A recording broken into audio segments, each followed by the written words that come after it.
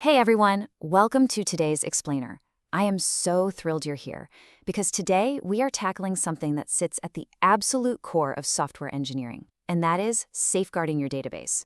Look, if you're building applications in Python that touch a database, you hold the keys to the kingdom. You're managing data, and whether you're using MySQL or another system, knowing how to protect that data from corruption when things go wrong isn't just, a nice skill to have. It's absolutely mandatory.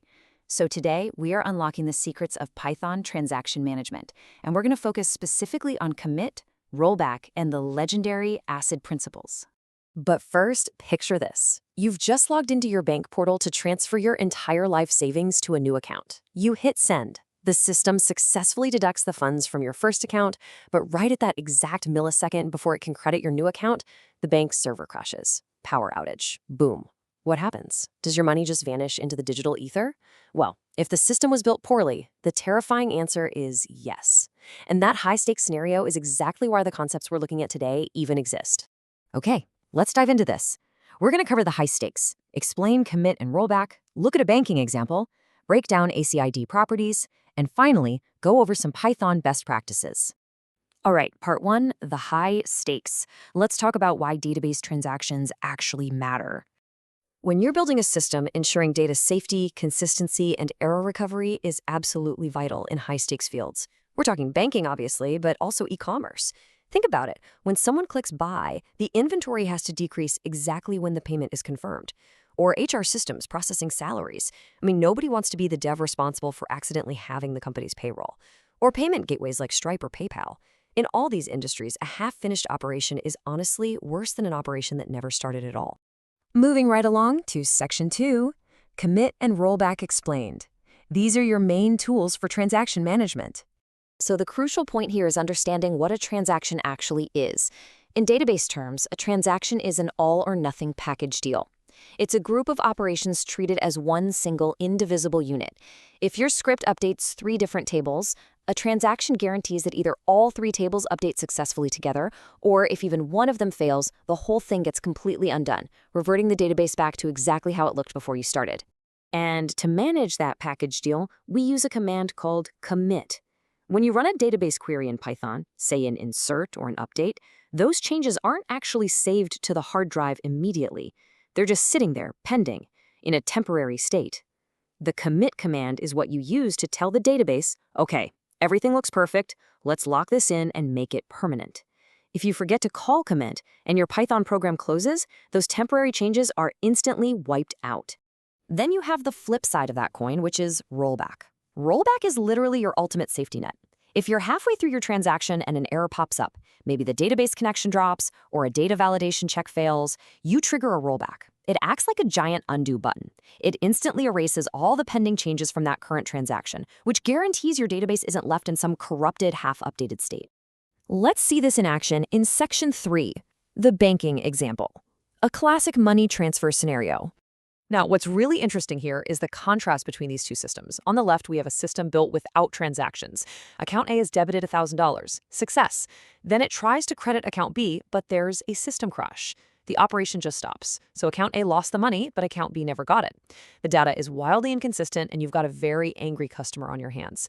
But look at the right side. With a transaction, we try to credit account B, it fails, and we instantly trigger a rollback. The debit to account A gets undone, the database is perfectly restored to its original state. Nobody loses a dime.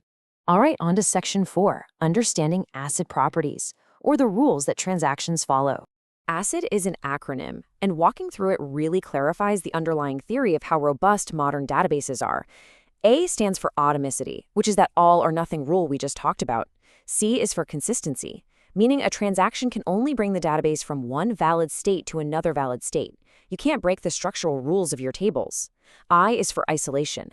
This ensures that if thousands of people are transferring money at the exact same time, their transactions are processed independently and don't step on each other's toes.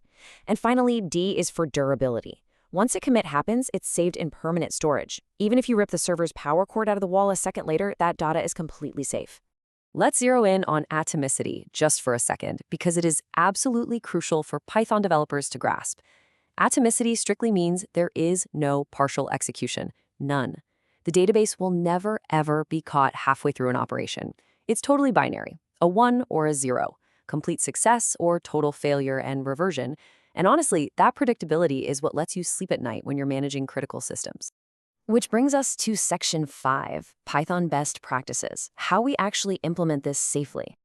So when you're using a library like MySQL connector in Python, you're generally working with 4 key methods on your connection object. You've got commit to save changes and rollback to undo them. You also have close, which you should always use to sever the database connection when you're done, just to free up server resources. And then there's auto commit. Listen, I want to throw up a massive red flag right now regarding auto commit. Many databases and Python connectors let you turn on auto commit mode.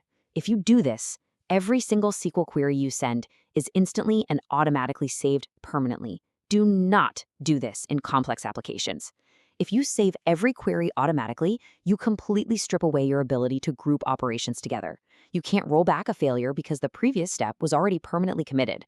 It's incredibly dangerous, especially in banking or payment systems. Always leave auto commit off when doing multi-step updates. Now, this brilliantly illustrates the gold standard for Python transaction workflows, the try except finally block. In step 1, you put all your database operations inside a try block. In step 2, at the very end of that try block, you call commit. Step 3 is your failsafe.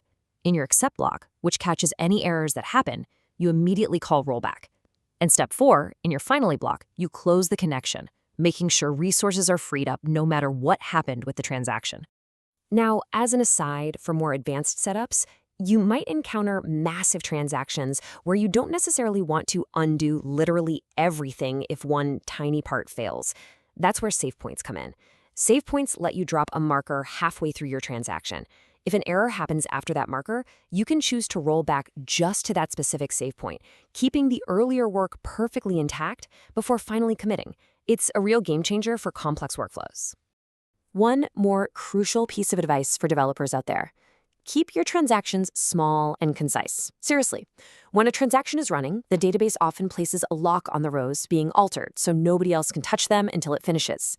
If your transaction involves millions of rows and takes 5 minutes to run, you're locking up a database and freezing out other users. Small transactions mean faster processing, quick lock releases, and a way happier, better performing system. So wrapping up the theory here, mastering commit, rollback, and understanding ACID principles isn't just an academic exercise. It's literally what makes the digital world function reliably. Whether it's processing a massive batch of monthly salaries in an HR system, making sure 2 people don't book the exact same airline seat, or managing complex inventory in an ERP, these transaction management tools are the bedrock of secure, scalable applications across every major industry. To close out this explainer, I've got a question for you to ponder. Think about the last Python script you wrote that updated a database. Did you bundle your logic into a secure transaction? Did you use a try except block with a rollback command? Basically, are your Python transactions truly safe, or are you just one server crash away from a massive data disaster? Take a look at your code, apply these ACID principles, and code with confidence. Thanks for hanging out with me on this explainer, and I'll catch you next time.